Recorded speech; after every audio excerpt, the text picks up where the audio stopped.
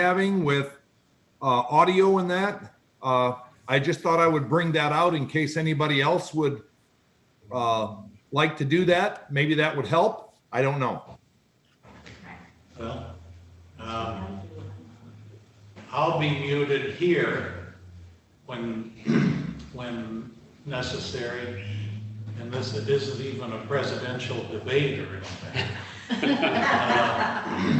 We are live. Yeah. Good morning. So, probably a good idea if you're not actively engaged to go ahead and hit the mute button. I think it'll probably improve audio quality. Mac, if I could make a comment, would you announce that to the general public so that they at least realize that we are having some issues with the Zoom, and that if commissioners do mute themselves during the pledge, that is to help the situation out. Okay, will do. And commissioners, please remember that today, when you say that you are present, you have to say where you are present from. We're good. Right. Right, I have maybe. City and state. Oh, city and state. Like community, yeah. Okay, we just did the townships finance. Well, we did have an Indy, because last time Chris was in South. Chris was in South. Oh, right, gotcha, okay, I don't know, sorry. is Jim still in Florida? He is, Is he in Oh, Florida? I think he's in Florida. Yeah, he didn't let me see. Let's all go to Florida, we'll do this Well, there. that sounds like a plan. Outside on a beach with it. Yeah. Okay, so we're good, Amy's here. All right, so. Good morning, everyone. Morning. Good morning. Just as a note for anyone who's watching online, board members are going to be muting their microphones when they're not speaking. Some even may need to during the pledge because we've had some audio feedback happening during the meetings.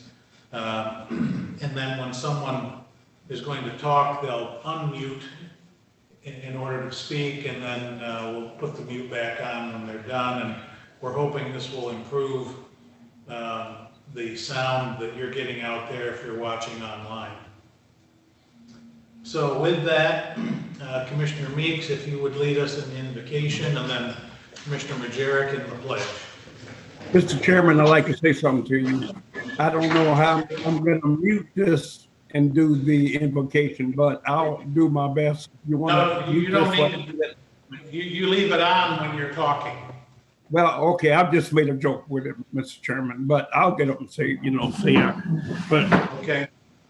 Lord, I want you to come today to help lead this county and these commissioners and the people of Barron County. And a special prayer, Lord, for what's going on in this country. Lord, let's have unity, Lord, and give us the strength at the point to get over all issues that we have. In my name I pray, amen, Jesus. Well. Michael? Please follow me with the pledge. I pledge allegiance to the flag of the United States of America and to the republic for which it stands, one nation, under God, indivisible, with liberty and justice for all. Okay, thank you both. Will the clerk please do the roll call? And you need to know what community you're in and what state. Bill Chickering. I am here reporting from the beautiful town of St. Joseph, Michigan on a wonderful day. Jim Curran. From the state of Florida.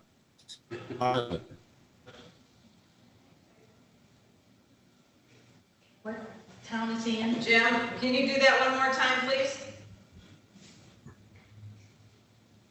I'm on Annabelle Island. Sanibel. Okay. Okay, thank you. Freeland. Present in Baroda, Michigan. Bob Harrison. Commissioner Harrison reporting in from Lincoln Township. Christopher Hugo. I am present and once again in South Bend, Indiana. Hinkleman. Mike Majerick. I am present in Niles, Michigan on Zoom. Don Heath. Present in Benton Charter Township. Ezra Scott. Live from Studio Z in beautiful New Buffalo Township in the state of Michigan. Dave Allred. I'm present, Coloma, Michigan, in the #1 district in Berrien County. Mamie Yarborough. Present in Benton Harbor, Michigan. Mac Elliott. Here in the boardroom. Oh, okay. Mr. Chair, you have 11 present. Thank you. Minutes, I believe, were tweaked a little bit, and you all should have received those by email. If there aren't any changes to those draft minutes, this would be a good time to get them approved. Is there a motion? This is Michael Majerick. I make a motion that we approve the minutes from last week. Thank you. Second, Borath. Moved by Majerick, supported by Borath. Will the clerk please call the roll? Chickering. Yes. Curran. Oh, Jim, Sanibel Island. Keep on going on for Curran. Freeling. Yes. Harrison. Yes. Hugo. Yes. Majerick. Yes. Neese. Yes. Scott. Yes. Borath. Yes. Yarborough. Yes. Curran. Yes. There you go, yes. Is he by Zoom or phone? He's by Zoom. Elliott. Yes. Mr. Chair, you have 11 yeas. Thank you. Next item is communications. I think we have a couple. Yes, you've received 2 communications, a form letter email from the email address advocacy@bluestatedigital.com with a name and no address regarding Michiganians deserve a fair election in November and beyond, received on October 21st. ISCO County Board of Commissioners, a resolution recommending the impeachment of Governor Whitmer, received on October 21st. That's it. Thank you. Next is the 911 Telecommunicator of the Year Award. And Caitlin, I think I see you there. The big conference room there is Caitlin, and then Jack Fisher is also on with us today. Okay. Yes, Jack, good morning. Can you guys hear me okay? Yes. Perfect, thank you.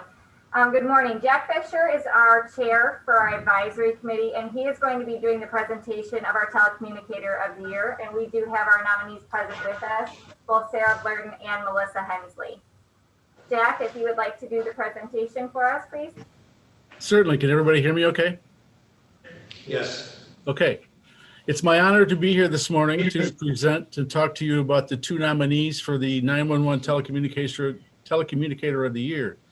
Undoubtedly, as we all know, as we're sitting here on Zoom, we've had a pretty trying time this year, and a lot of things that we had tried to do have been postponed, moved, or canceled. So again, it's my honor as the board chairman of the 911 committee to present to you 2 nominees that the 911 Center has brought to your attention as candidates for the Dispatcher Telecommunicator of the Year. First one is Sarah Blurton.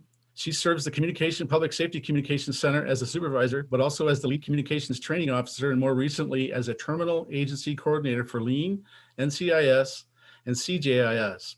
She has taken an active role in improving room operations and sharing her wealth and knowledge with others through her leadership and focus on training.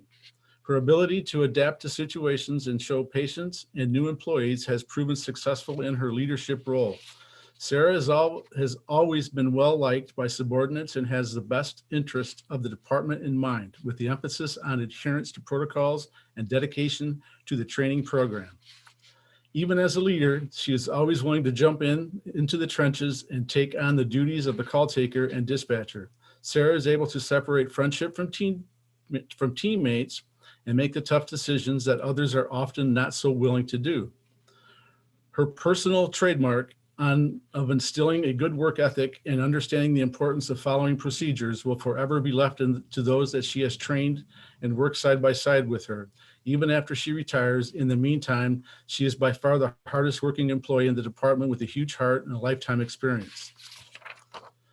The second dispatcher nominated for Dispatcher of the Year is Melissa Hensley. On December 12th, 2019, when she took a call of a vehicle that rolled over in a ditch with water coming into the truck at Dayton Linco, she did a really good job keeping the caller calm as he was trapped and water was coming in. She was able to get all the information while she also made sure the South dispatcher was aware that this was a priority call, that a tow truck was coming, basically keeping abreast of what the other dispatchers were doing for the situation while taking and talking to the caller. She can multitask with the best of them on a regular basis. She has ability to look outside the box and always trying to make sure that everything is done per protocol. It is my distinct pleasure to tell you that the nomination and the Dispatcher of the Year person has been awarded to Melissa Hensley. Thank you very much. Can you undo that? As Caitlin is passing them out. Yes, I am. Thank you. Thank you so much. We really appreciate both of their work and all of our other telecommunicators that are not able to join us, that are currently working on the floor or are taking some time to themselves right now or preparing for duty. And thank you, commissioners, for letting us be part of the meeting to acknowledge their hard work that they do every day. We really appreciate all their dedication, especially right now. And thank you, Jack, for doing the work for us. And no problem, my pleasure. And I thank you, County Commissioners, for your work. Thank you.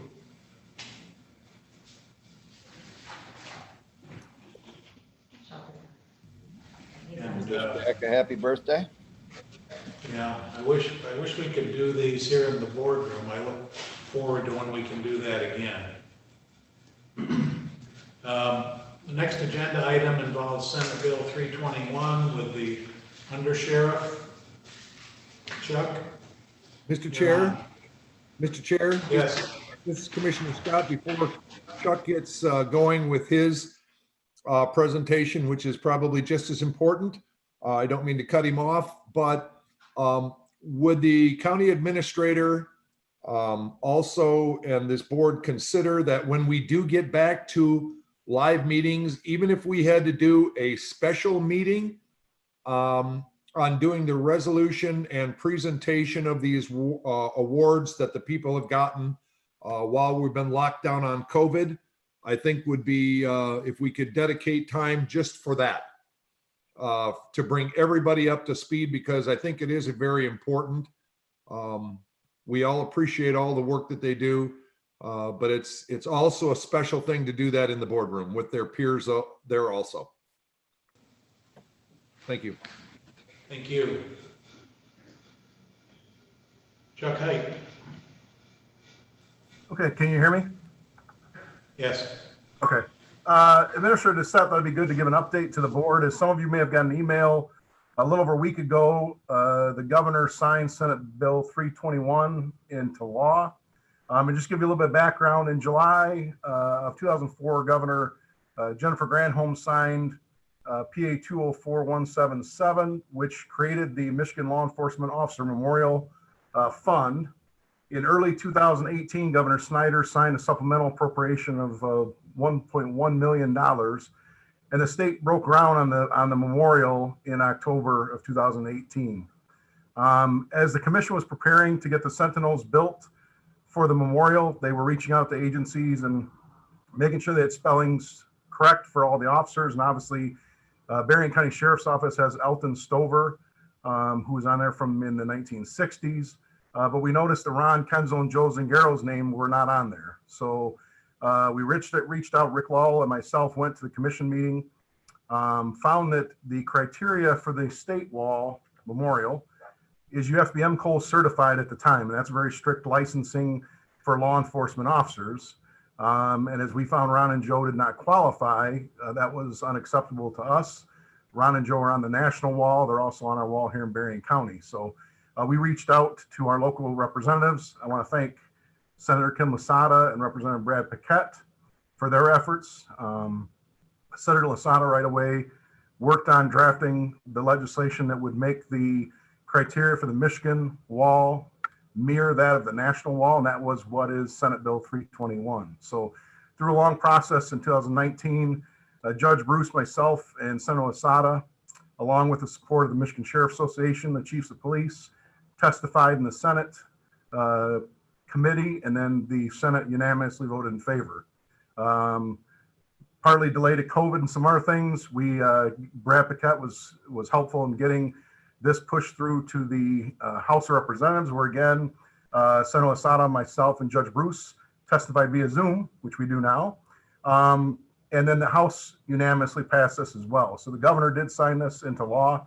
So just give you an update that in the near future, there are 22 names. When you look at, there's 5 sheriff's office employees, 3 municipal officers, because reserve officers that died in line of duty would not qualify, and then some MDOC employees that died in line of duty did not qualify. So there's 22 names that will be added to the wall. And obviously most important to us is Ron and Joe. Any questions?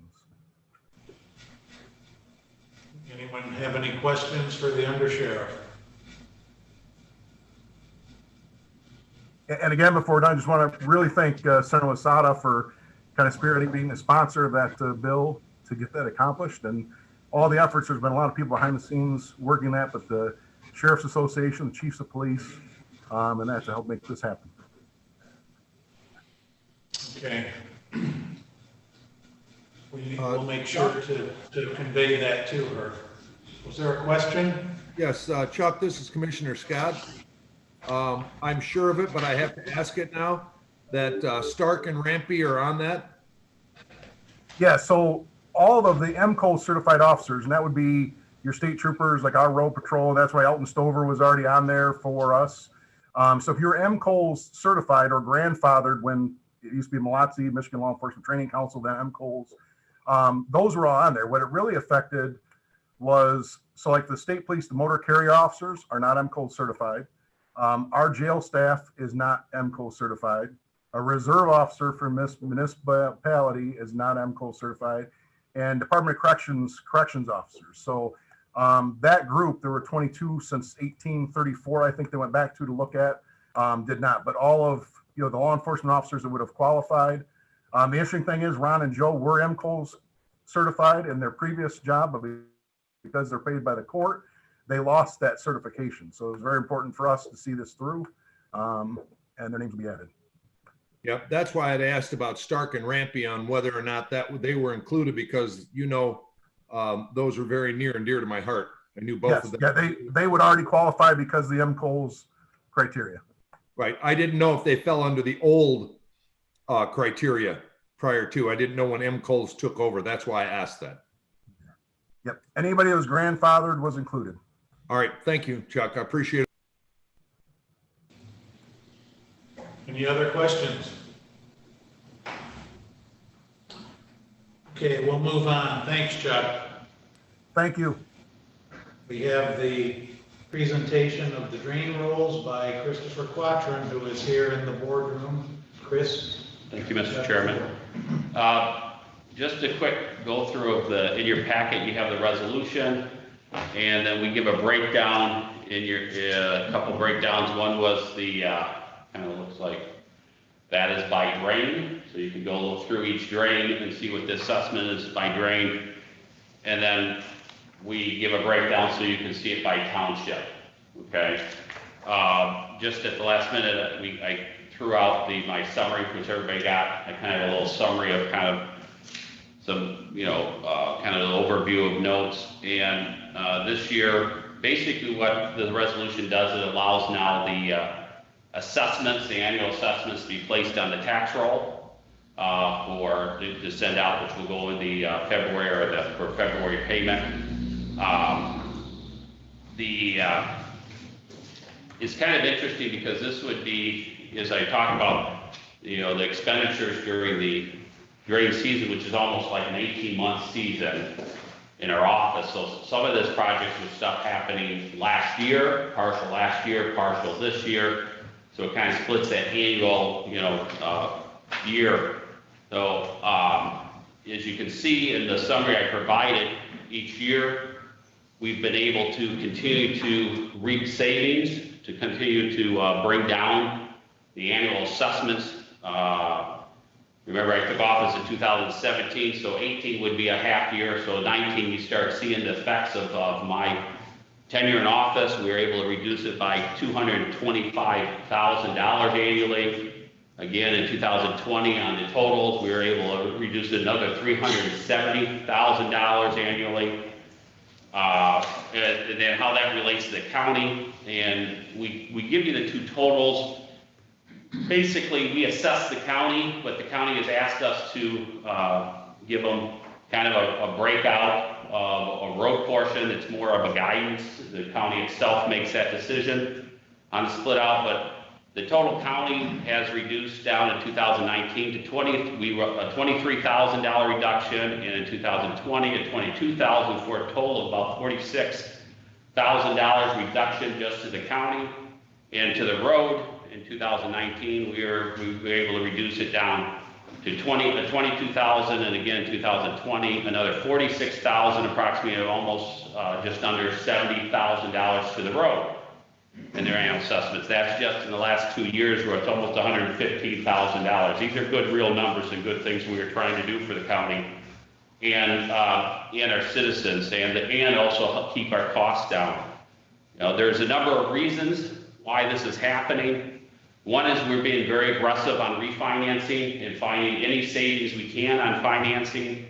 The other is the employment of our value management program. And I'm going to say a good portion, or a good piece, a good value that has come is just a close working relationship with the road department and Jason, particularly, and Kevin Stack and the staff there. We're able to really identify savings early on and then reap those savings. That helps everybody. I've been very aggressive in not band-aiding drains, which is just money thrown away. We've actually gone out and done repairs, so maybe we have a higher cost, in that first year, but then what we see is over the time that it actually is a huge savings, and I can give you many examples of that. We've employed our value analysis workshops, which have saved early on, not even getting to the early on in the projects, almost $15 million since I've taken office. And then also our procurement methods that we've employed since I've taken office has saved quite a bit. Even just on our annual maintenance, we've been able to pick up almost a 7% savings each on that. So this is kind of how things lay out.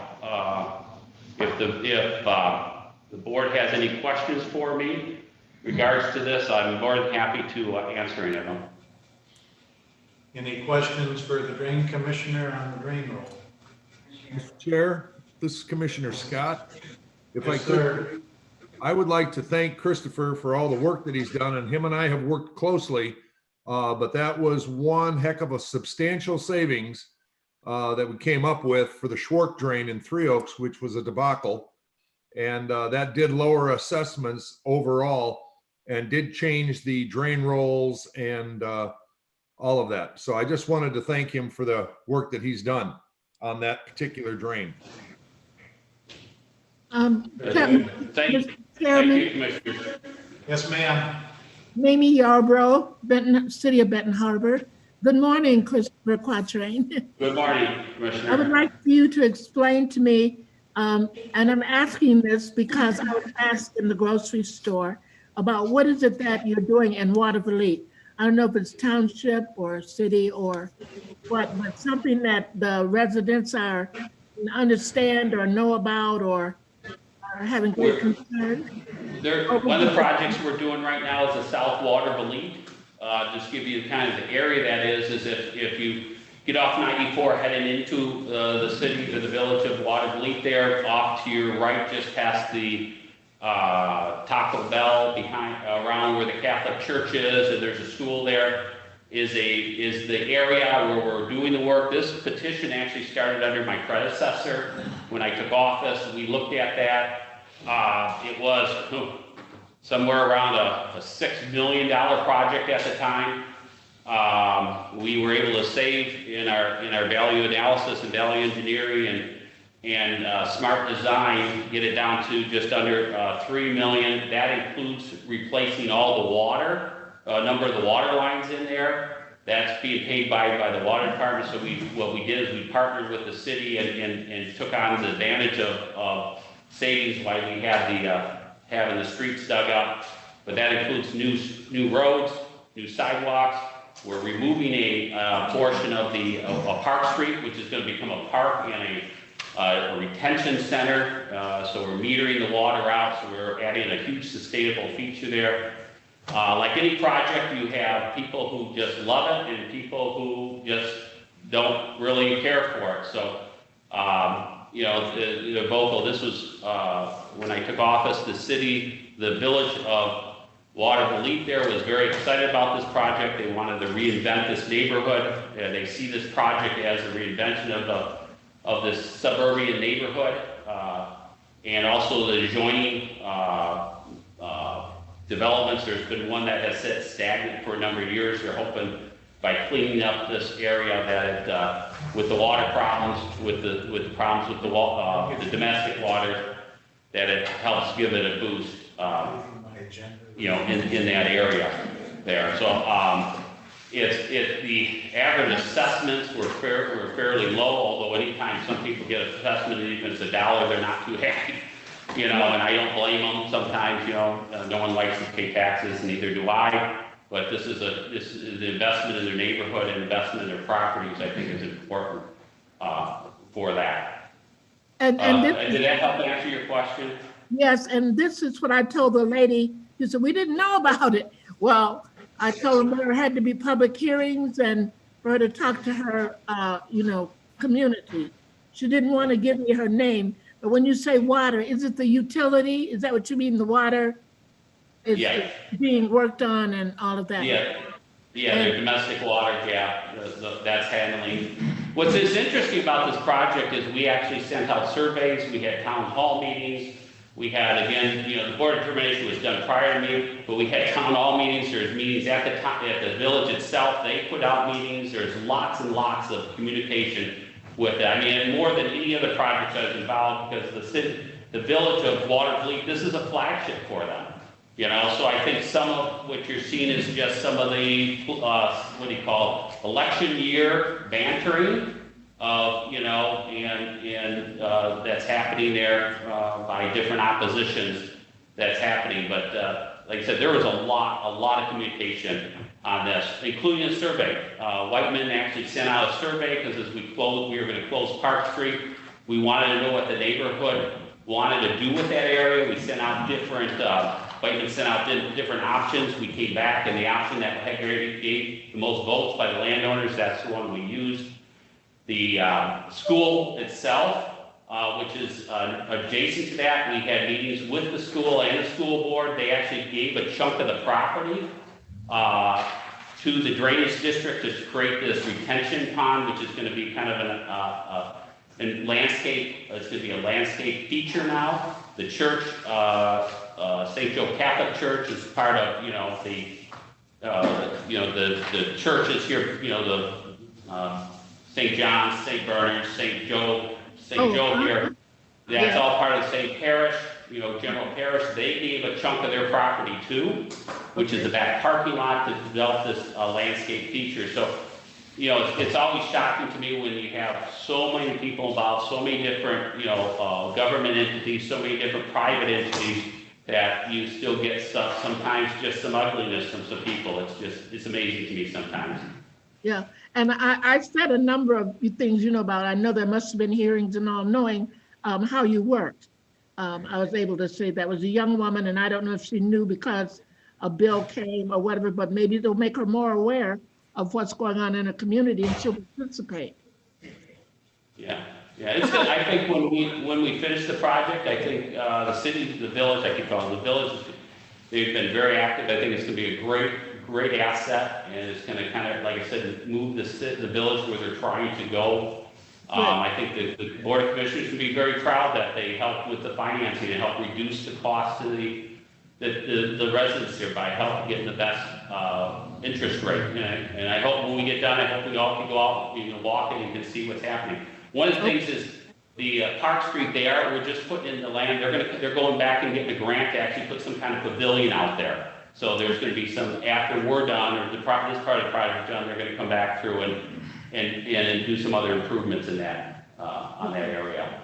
It's underway right now. We're out there digging. It's happening as we talk. Thank you. Thank you very much. Other questions? Hearing none, we will move on to equalization apportionment. And Chris, you're welcome to stay if you want. You don't have to. You won't offend if you leave. Okay, well, maybe give more space to the room, but I appreciate the commissioners and Mr. Chair for having me come present. Thank you. Have a good rest of the day. Okay, Warren. Warren is on Zoom, and he's going to share his screen, which is the presentation that was sent out to all of you. All right. Good morning, everyone. Am I coming through okay? Good morning. Yes. Excellent.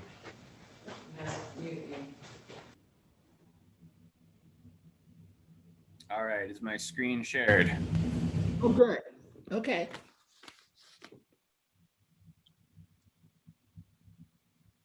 So I'm presenting the 2020 Equalization Apportionment Report. This is accomplishing two things.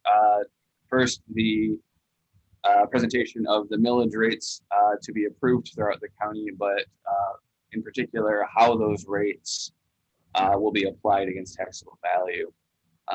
Berrien County is a big place with 70 taxing jurisdictions. There's approximately 216 different millage rates. So this is a big report. I didn't want to reinvent the wheel. So the report that I've prepared for you resembles the same format as it has in prior years. So you should be familiar with it. I'm considering potentially maybe some tweaks to that going forward, but ultimately this is something that is fluid. So if there's something you'd like to see modified, please let me know.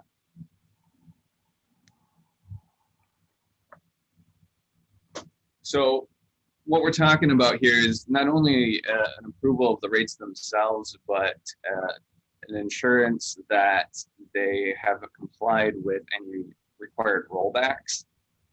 This year, there were, I counted 30 Headley rollbacks throughout the various taxing jurisdictions, which is a large number. 18 being some form of township, city government, 7 applying school districts, and 5 to taxing authorities. We'll discuss that a little bit more here in a moment. There are 3.5 different types of millage reductions. I wasn't planning on really getting into what those are and the specifics unless there's questions on them.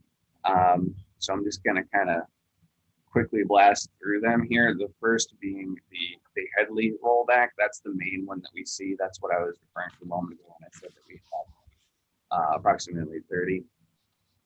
That's the one we're talking about. There is such a thing, however, as the truth in taxation rollback, which again, I don't really want to get too far into unless there's specific questions on it.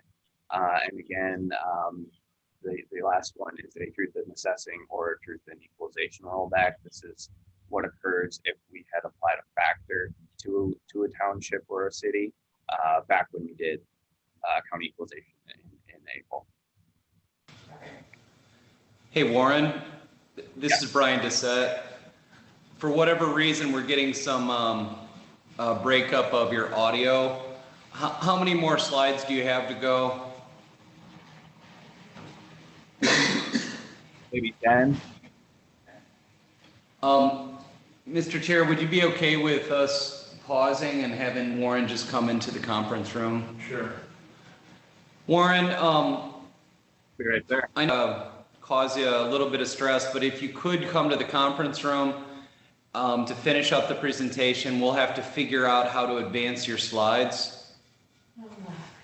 He can bring his terminal with him. He's got it on a Surface Pro. Okay, if you bring your Surface Pro to the conference room, it'll definitely help improve the audio quality. I'll be right there. Okay. Connect it on here, and then he can show it through that in the room. Is that what you're saying? Done? Yeah, I mean, he's still connected the same way. I mean, he's not even gonna lose connection. Okay. Thanks, Don. Pause. There will be a brief pause in the proceedings. So he really didn't think he was moving a lot.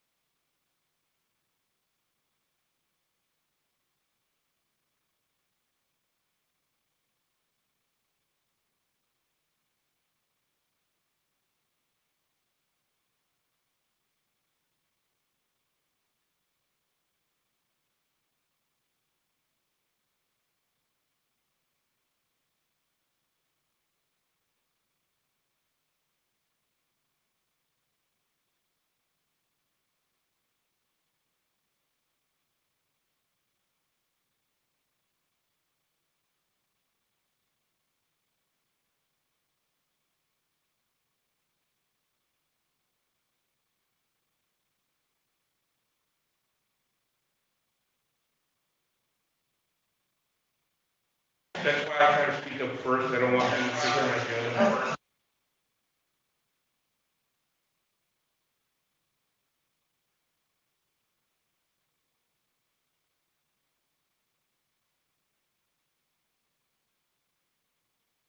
Okay, let's try this again.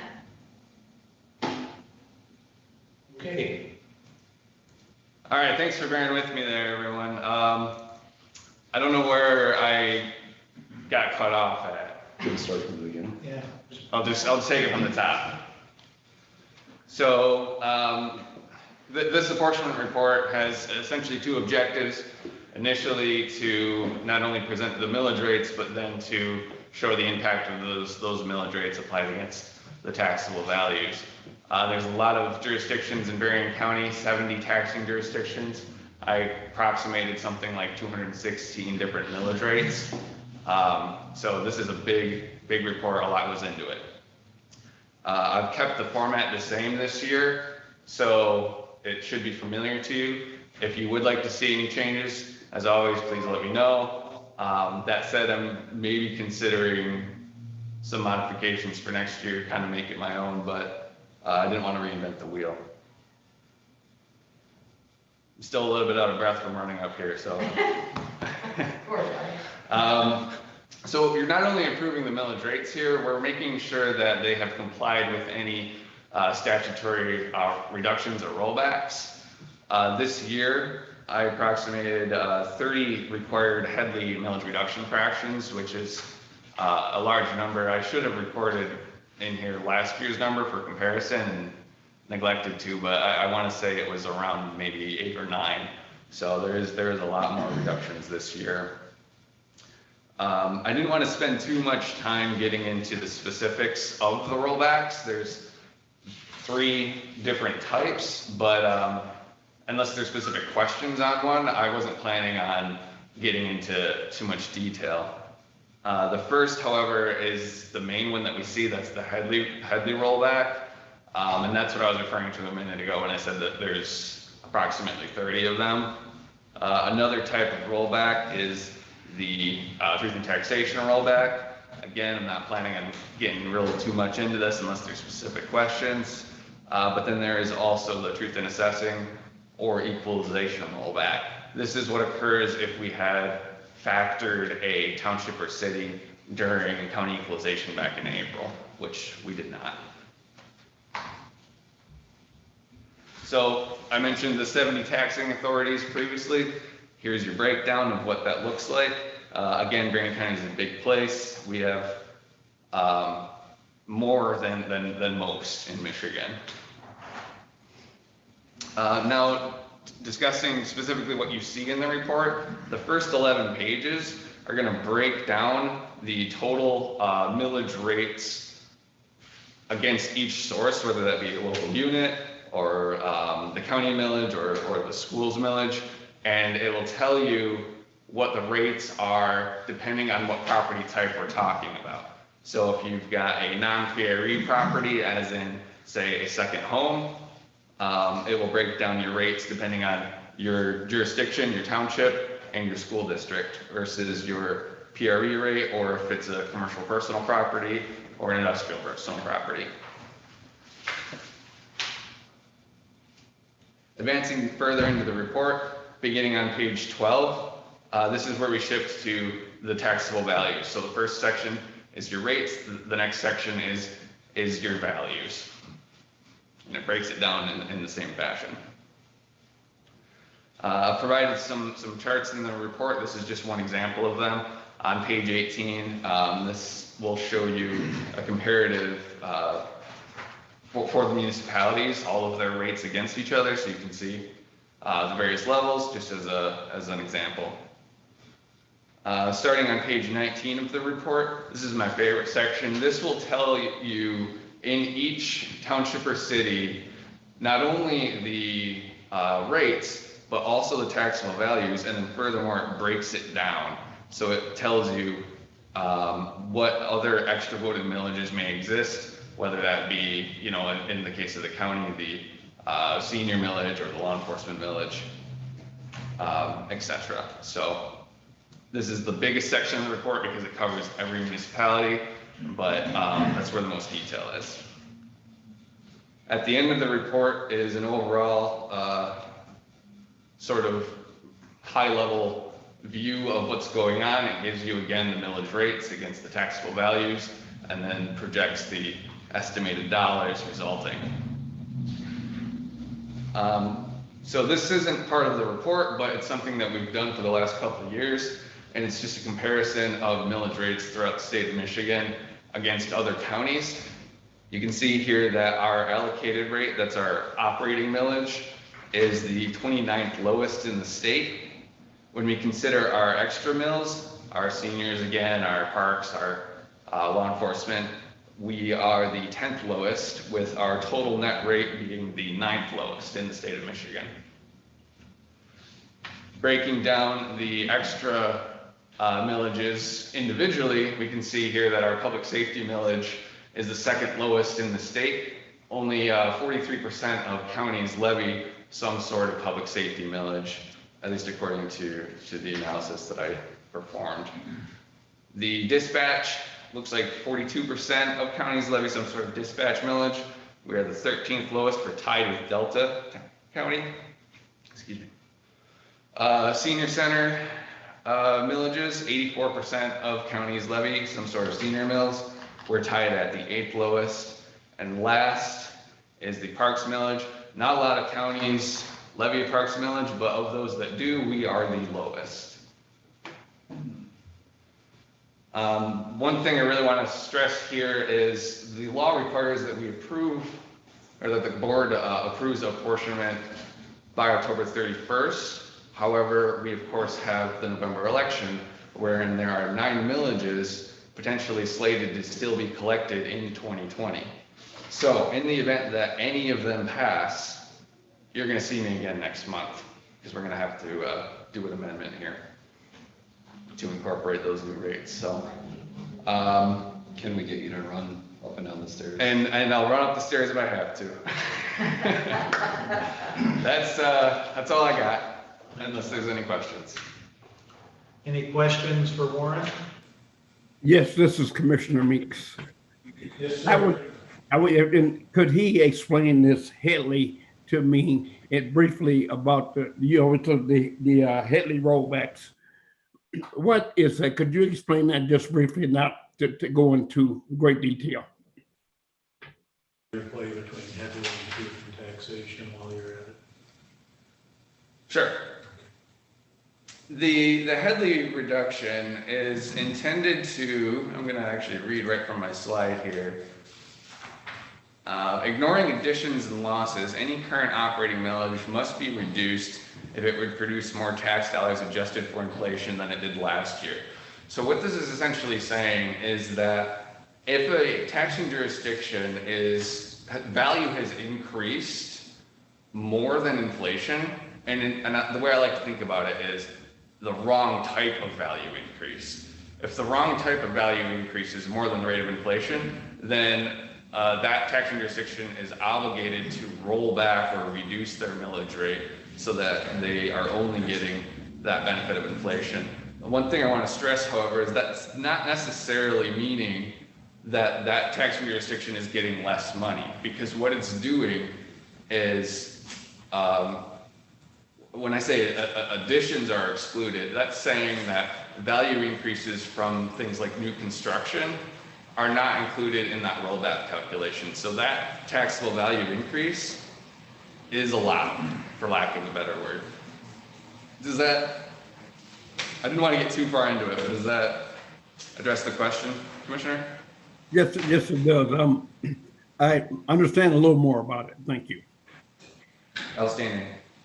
And when we have a truth and taxation hearing, how that impacts the rollback. Okay, and while we're on the subject of rollbacks, I want to briefly address the truth and taxation rollback as well. This is similar but different to the Headley reduction. This basically says that you can't levy more than you did last year, regardless of inflation. Now, there's, for lack of a better way of explaining it, there's a way around this, which gives us the ability to get that inflationary increase. And there's two options. The first option is you hold a special truth and taxation hearing, which would show the actual increase from the prior year, or you comply with Section 16 of the Uniform Accounting and Budgeting Act. I believe in Berrien County during our budget hearing next month, we're complying with the Section 16, because in adopting our budget, we're explaining the effect of that increase. And so that allows us to get that, I like to think of it as that bonus from inflation. Thanks, Warren. Certainly. Any other questions? All right, we'll move on to public comments regarding resolutions, and we'll pause for a minute to find out if anything comes in. Nice work. Hey, Mac. Yes, sir. Warren, are we going to get copies of this to distribute to our communities? How are we Thank getting? you. I'm glad you asked that. Because of the November election, I haven't printed any yet because I'm expecting it's going to change. But if you would like to get printed copies, yes, I think we can absolutely do that. My plan would be, however, to do it after the election, if that works for you. Commissioner Chickering? I'm going to. I have a question. Hold on, Michael, just 1 second. Just as a follow-up to Commissioner Chickering's question, I'll grab a copy of Warren's report. I'll put it into the weekly update, but I'll make very clear that this is likely to change after the November election, and a final draft or a final version will be released at Warren's earliest convenience. I'll make sure that each of you have it, but it's going to have very clear language of we all need to wait a couple of weeks for the final numbers. And there will be a little bit of back and forth, because even after something passes, the municipality is going to have to do their own approval, get that to me before we can, so it's gonna take a bit, Right. is I guess the point. When the dust settles in a month, 6 weeks, whenever, why don't we email a copy of the final to all the clerks? Okay.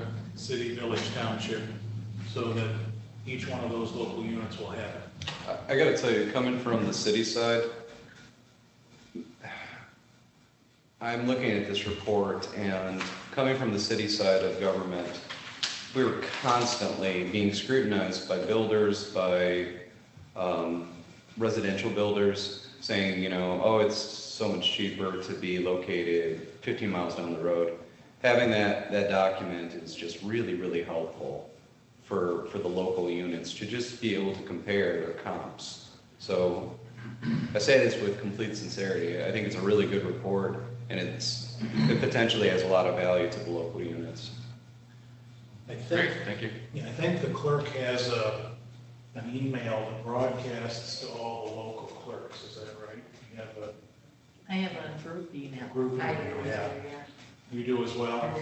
Okay, well, if it's okay, then just get it to Brian, to Annette, and then it'll go out across the county.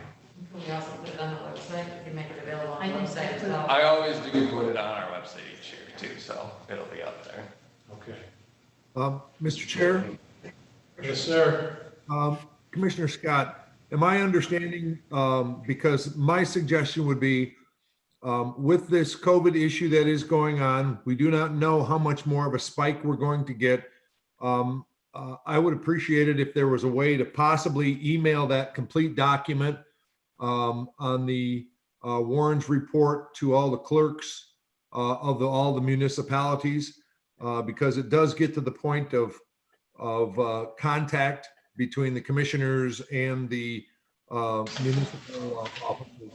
So just if that can be done, that would be, in my mind, that would be something that would be more efficient. So that way they could have that information, because they do rely on that for their budgetary process also.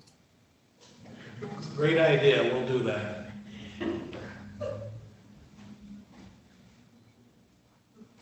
Majeric or something? Michael, I'm sorry, you had. Well, I was just gonna ask, I have handed out the reports in the past to, like the administrator, the library, and many times they tell me, oh, they already received the report from somebody. Does it go out, or could I be informed where it goes out to when it does? But if it's not being printed this time, then I guess it does. That's a moot point, but I just don't know. It seems like I'm just doing double work, and I don't mind doing it because I at least get to see them every 6 months or once a year anyway.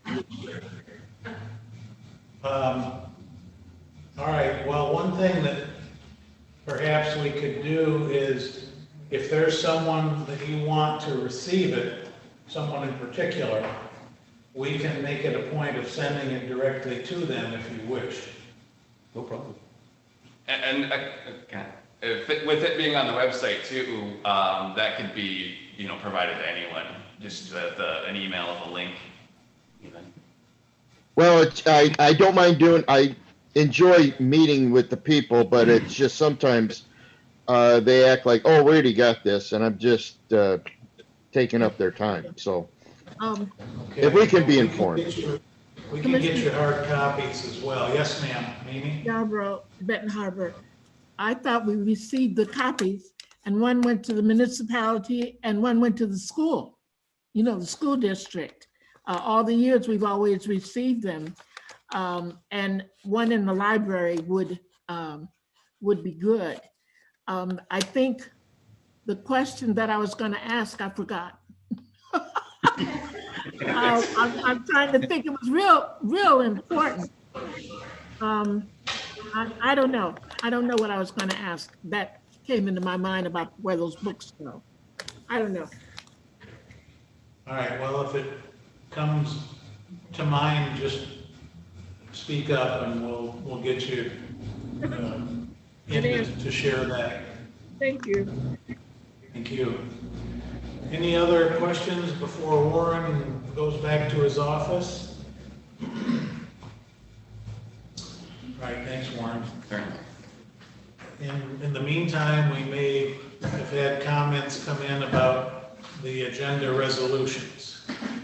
I have checked several times here, and it does not appear as we have any public comments regarding the resolutions. I have let those in the chat box know that we will have general public comments at the end of the meeting. Okay. Well, with that in mind, and having not received any indication to pull anything from the consent calendar, is there a motion to approve the consent calendar as submitted? So moved, Mr. Chair, by Commissioner Scott. Thank you. Is there support? Second, Commissioner Don Meeks. Moved by Scott, supported by Meeks. Will the clerk please call the roll? Curran, Yes. Freeling, Yes. Harrison, Yes. Hugel, Yes. Majeri, Yes. Meeks, Yes. Scott, Yes. Walrath, Yes. Yarborough, Yes. Chickering, Yes. Elliott. Yes. Mr. Chair, you have 11 yeas. Thank you. Do we have any committee reports? Yes. Yes, ma'am. Mamie Yarborough, Benton Harbor, Michigan. The Finance Committee met this morning. All of our members were present somewhere. And we had a really good meeting. A good report from Road Department Director Jason Latham and Carrie Bennett. And what they were doing was, and it's one of the resolutions you voted on, but was to bring us up on a budget amendment. And they expect to do this. They do it, they say, periodically, and they may have to come back to us before the year is out to bring us more information. One of the things they wanted to tell us is that the work on Roosevelt, is it Roosevelt Road, and on Red Arrow Highway will not be completed this year. It will be 2021. They're working on them now, 6 days a week, but the weather's going to, turn bad. And they just know by where they are that it will not be completed this year. And that makes the budget reduce, or the amount of money that will be spent to be $2.7 million that will still go over into 21. We had a question from Commissioner Scott wanting to know, why are we using fund balance money? If something should happen, how can we get it fixed or afford to? And as we had a discussion and opinions of our commission members, John Hinkleman said his thought was that it was not a savings account. It was an account to do things that might need to be done, or if bridges went out or whatever. And our thought is that the rate of, if we had to borrow or whatever to do, because Berrien County does not put any more. I think we put $75,000 a year into the road department. The other things are done from grants and things that they apply for, and normal dollars that you expect from the state and the community. I think you'll probably see in many communities, they've been having votes on making millages for roads, and that has worked very well.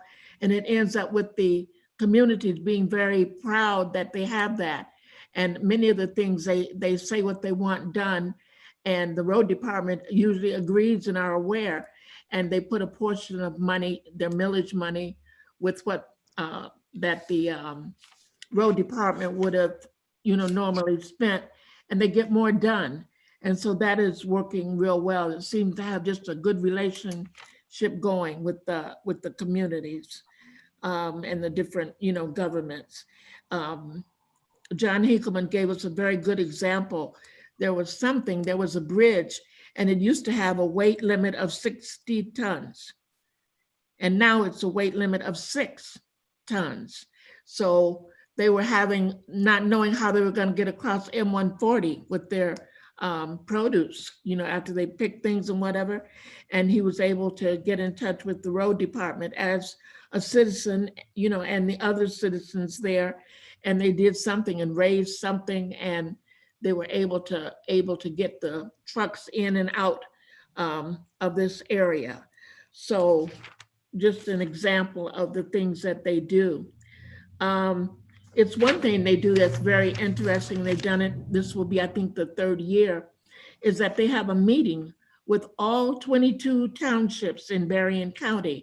And they used to say, well, what do you tell them, or what do you tell? So by them having this one meeting, and it will last about 2 hours, I guess they're all on Zoom, but they come together and they tell them what they're going to do. They talk about assets, and they give a packet to each township and what will be done on the roads, and they go over the big picture. They are matching programs. They talk about the plowing, the mowing, the signs, the striping that they do on the streets. And the dollars that the road department receives, they use 2/3 for routine maintenance, which I think are the things I just listed for you. And then 1/3 of it is for special things that need to be done. But they also, with the leadership of Director Latham, keep out $1.5 million.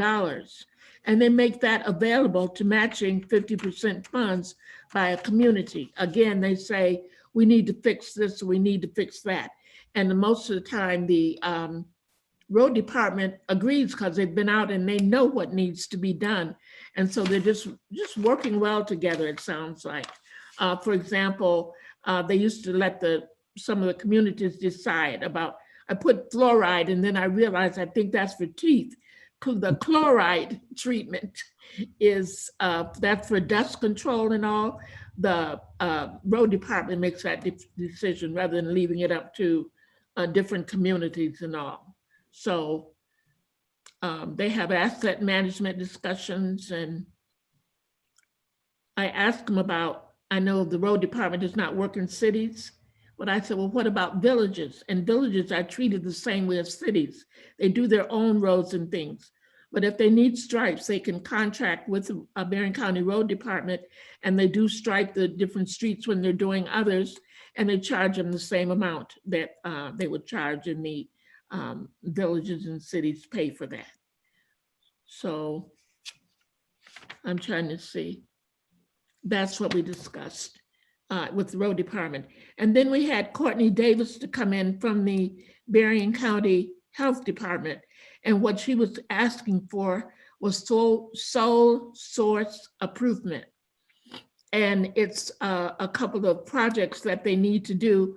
One is called Vital Smarts, and the other one is called Crucial Conversation, and it's trainings. We have a grant from the Kresge Foundation, and this is part of some of the things that the health department wants their employees, and 19 to go to this and 16 to go to that.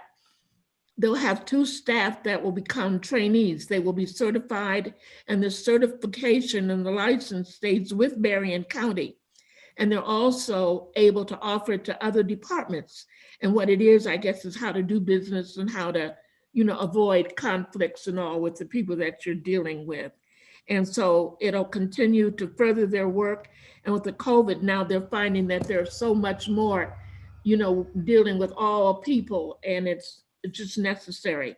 I asked if this would be covered under the CARES Act, and it will not. But under this Kresge grant, this training will cost $16,196, and they'll have that to be able to do it. It's something they need and something that will help many departments.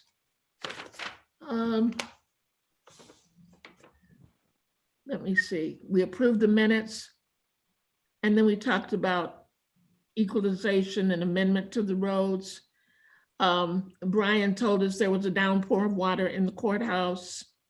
And we did have one resident that called in, and he wanted to know who paid, how much did the Benton Township and St. Joe Township pay for the work, road work done on Napier Avenue.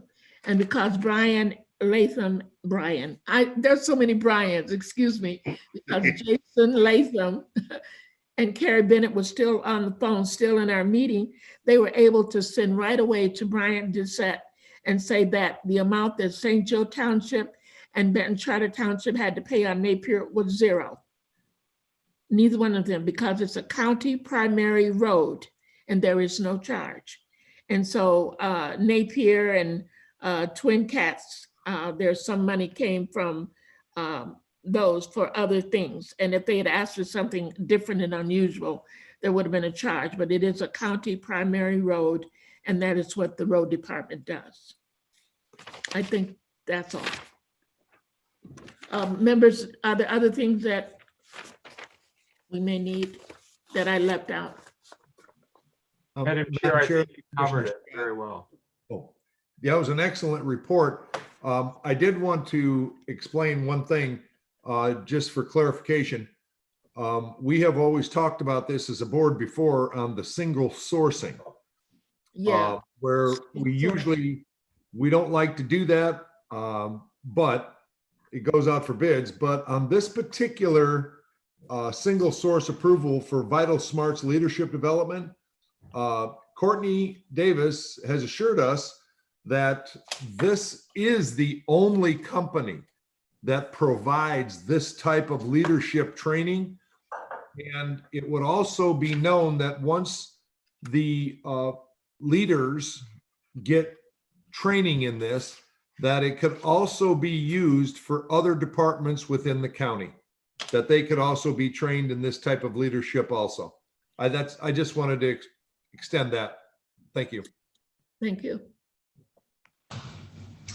Okay. Any questions for finance?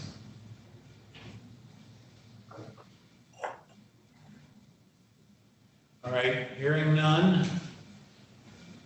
Any commissioner reports?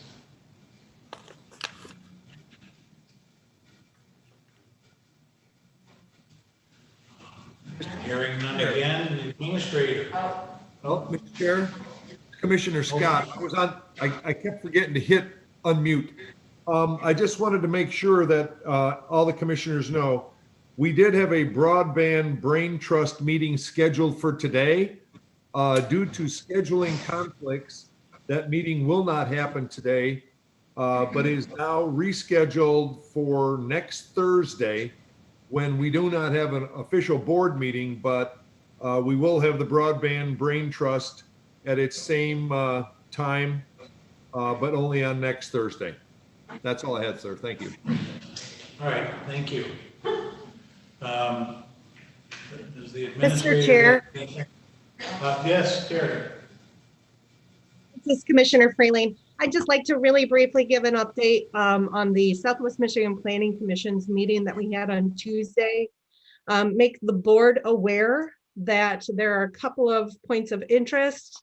The Michigan Infrastructure Council just came out, actually it would have been mid-February of this year, but they're really pushing this more. The asset management survey for municipalities to go ahead and fill out that document that is available and accessible through the Michigan Infrastructure Council's web portal.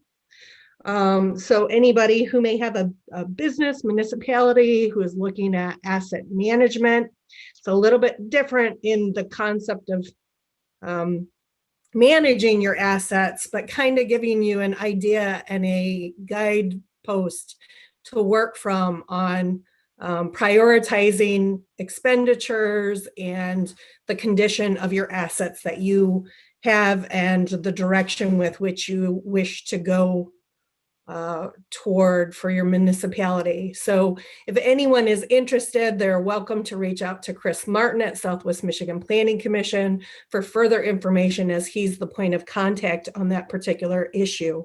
The other thing I wanted to make the board aware of is that the Graham Woodhouse Award, which is normally presented through Southwest Michigan Planning Commission, is seeking nominations, and different projects that would be qualifying for this are intergovernmental cooperation type projects. Commissioner Scott, I think about what your community just celebrated with regards to that improvement on the intersection off of Red Arrow Highway and all of the different units of government. That might be a great nomination, but it is something that municipalities can apply for. And I believe the deadline is November 12th. That is my report. Thank you. Thank you. Anyone else have anything before we move to the administrator? All right, Brian, did you have anything? No, sir. Okay, we are then at the point of general public comments. So we'll pause for station identification or whatever and see if anyone has any comments.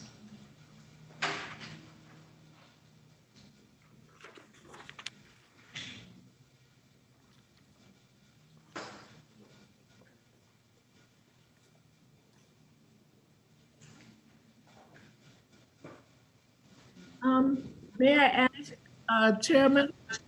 Yes, ma'am. And then how many people are online? There are 15 people watching the meeting right now. Okay, thank you. 15. So we have I even tried to give a prompt, like maybe someone wanted to say how happy they were that there aren't going to be any meetings next week, but nobody even bid. So Tony Benhart from Sodas Township did say there is a $3.3 million grant being awarded to Allegan, Van Buren, and Kalamazoo for broadband, according to WSJM. Okay.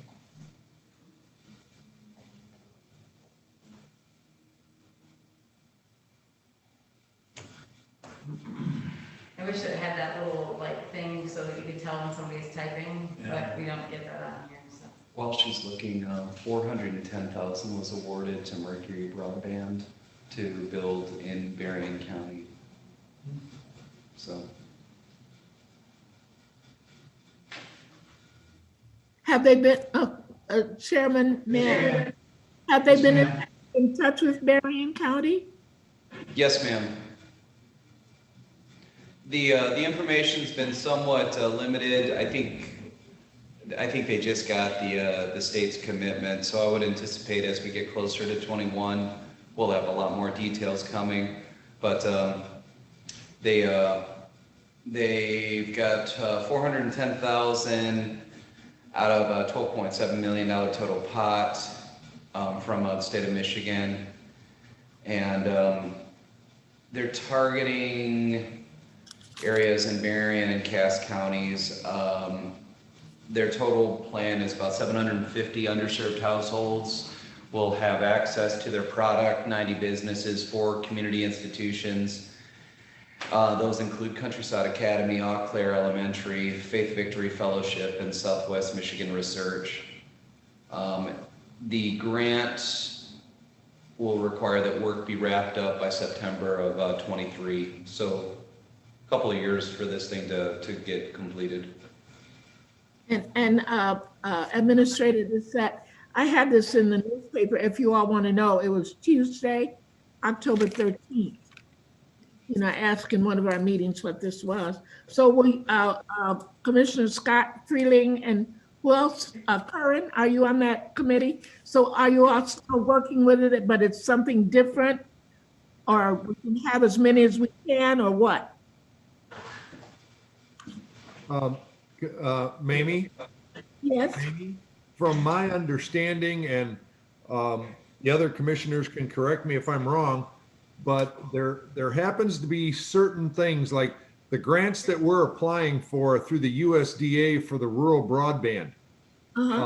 And I am not sure because I haven't looked into it, but there is such a thing in the federal government on these broadband grants that if you receive one grant, then you're ineligible for another one. Ineligible?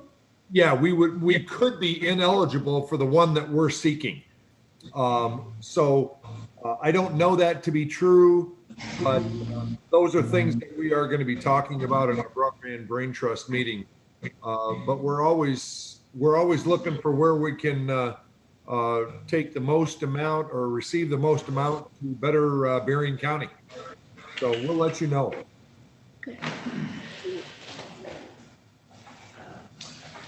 Anything else? Just Julie Piak from MSU Extension just said she's really happy that there are no meetings next week. Julie Piak. Well, thank you, Julie. And that's it. Understand the sentiment.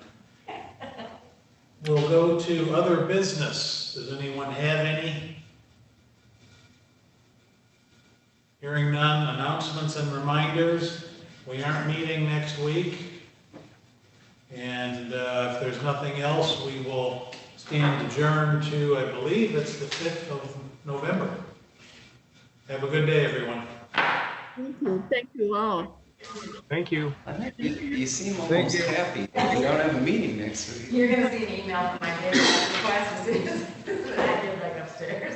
Wait, what? Days off. The vote's not me. I never would have guessed that you knew I was coming. That's how I planned. I am shocked right now. But I have, Great. yeah, I believe